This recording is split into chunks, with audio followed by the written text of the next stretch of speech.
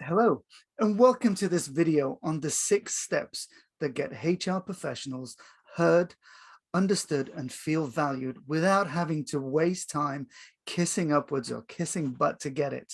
Yes, and without having to deal with all that internal politics. Yes, my name is Omar Ismail, and I'm really on a global mission to help HR professionals lead a career by design, not by default. And if they wish, help them get promoted within their place of work within 90 days or less.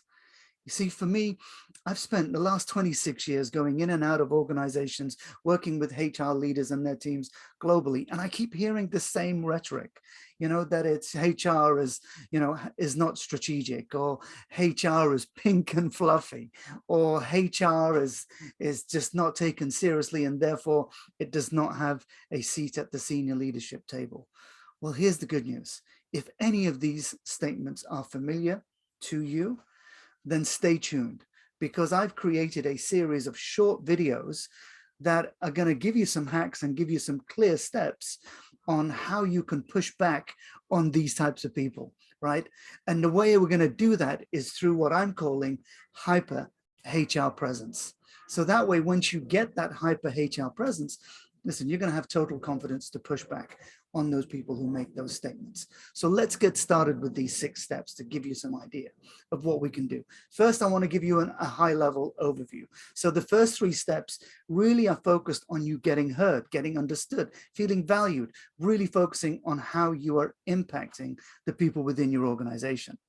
The next 3 steps is really about influence. It's really about how do you maintain and sustain that hyper HR presence.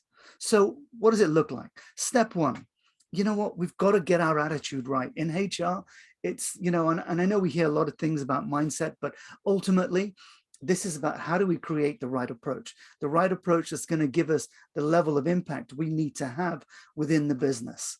Yes, to be taken seriously, to get that seat at the senior leadership table. There are 2 factors that I'm going to share with you in the preceding videos. So don't worry.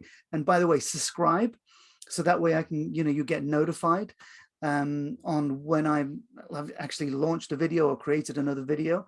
But don't worry about it. I'm going to give you a video for each factor. Step 2 really is, now that we have that right approach, we have that impactful mindset. We need to now think about how do we enhance your impact? What are the 2 things? What are the 2 factors that we need to be paying attention to in order to increase our impact? The third step is really, how are you showing up?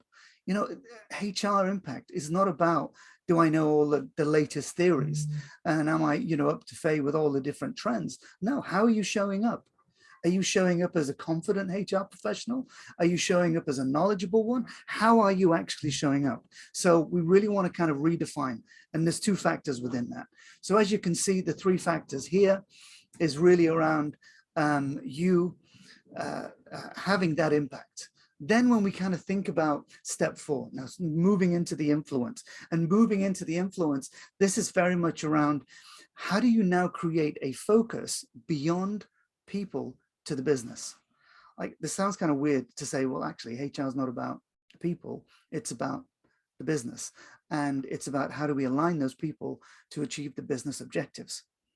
So I want to talk to you about the 3 factors, yes, that are included in this step 4. Step 5 is really now thinking about, well, how do we kind of make influence happen?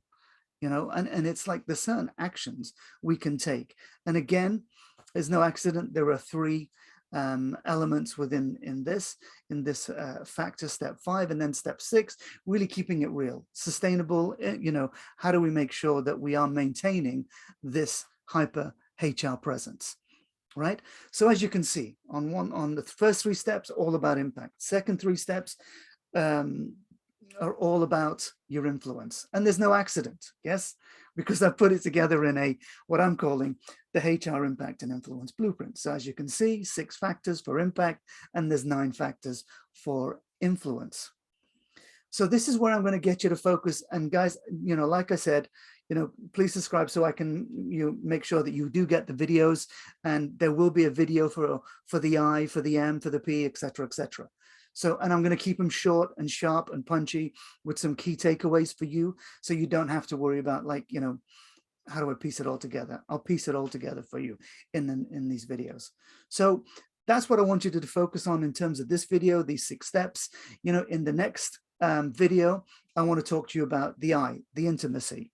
You know, if only HR business partners did these 3 things, they would have more impact.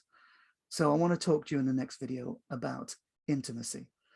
So stay tuned, and I look forward to sharing you what are these 3 things that you can do to create more impact in the context of intimacy.